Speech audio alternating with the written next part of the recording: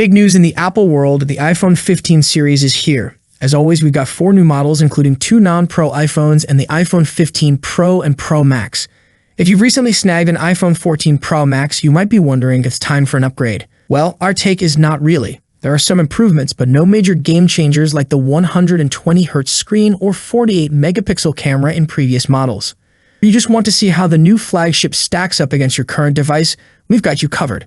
Let's dive into the differences between the iPhone 14 Pro Max and the iPhone 15 Pro Max. Apple's design philosophy tends to stick around for a while, and this year is no exception. The iPhone 15 Pro Max closely resembles the iPhone 12 Pro Max with a few tweaks.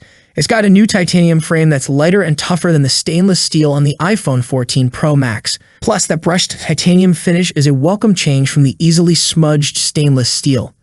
The iPhone 15 Pro Max also trims down its bezels for a slightly higher screen-to-body ratio. Buttons stay in the same places, but there's a new action button that replaces the mute toggle. It's customizable, so you can use it for various functions. And here's a big one. The iPhone 15 series ditches the Lightning port for USB Type-C thanks to EU regulations. The Pro models get USB 3 speeds, a significant upgrade from the iPhone 14 Pro Max's USB 2.0 speeds. Both phones sport Samsung-made OLED panels with dynamic island cutouts, 120Hz refresh rates, and 2000 Nit Peak Brightness. While you might not always need that much brightness, it ensures great HDR performance under various lighting conditions. The screen size and resolution remain the same at 6.7 inches and 1290 x 2796 pixels, respectively.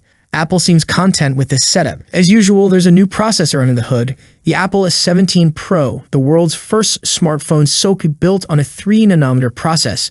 It packs 19 billion transistors and delivers 18% more operations per second than the A16 Bionic in the iPhone 14 Pro Max.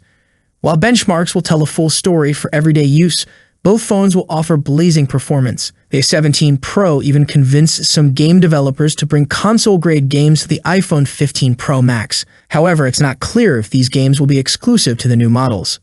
In terms of software, both phones will get iOS 17 around the same time, ensuring a similar user experience. The main camera on the iPhone 15 Pro Max remains 48 megapixel, like the iPhone 14 Pro Max.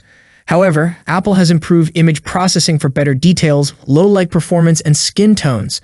The default photo resolution has also been bumped up to 24 megapixel. The big camera news is the new periscope zoom telephoto lens offering 5x optical zoom. Apple will use software magic for zoom ranges below 5x, aiming for lossless quality. The iPhone 14 Pro Max, in contrast, had a 3x telephoto lens and capped out at 15x digital zoom. While selfie and ultra-wide cameras are expected to see slight improvements, both phones are expected to offer similar battery life, thanks to Apple's energy-efficient A-series chips. Apple doesn't disclose battery capacities, but they claim similar stats for both models. Video playback. Up to 29 hours, stream video playback. Up to 25 hours, audio playback. Up to 95 hours. Final verdict. If you already own an iPhone 14 Pro Max, you're in good shape. The iPhone 15 Pro Max isn't a must-have upgrade unless you really crave optical zoom and USB 3 speeds. Plus, we expect the iPhone 14 Pro Max to become a great, cheaper, super premium phone when its price drops. However, if you're on an older iPhone, especially the 12 or earlier, the iPhone 15 Pro Max offers an impressive jump. And for those new to the iPhone world, it's a fantastic starting point. So that's the scoop on the iPhone 15 Pro Max compared to its predecessor. Are you going to upgrade or going to purchase the iPhone 15 Pro Max? Comment below. As always, see you in the next video. Peace out.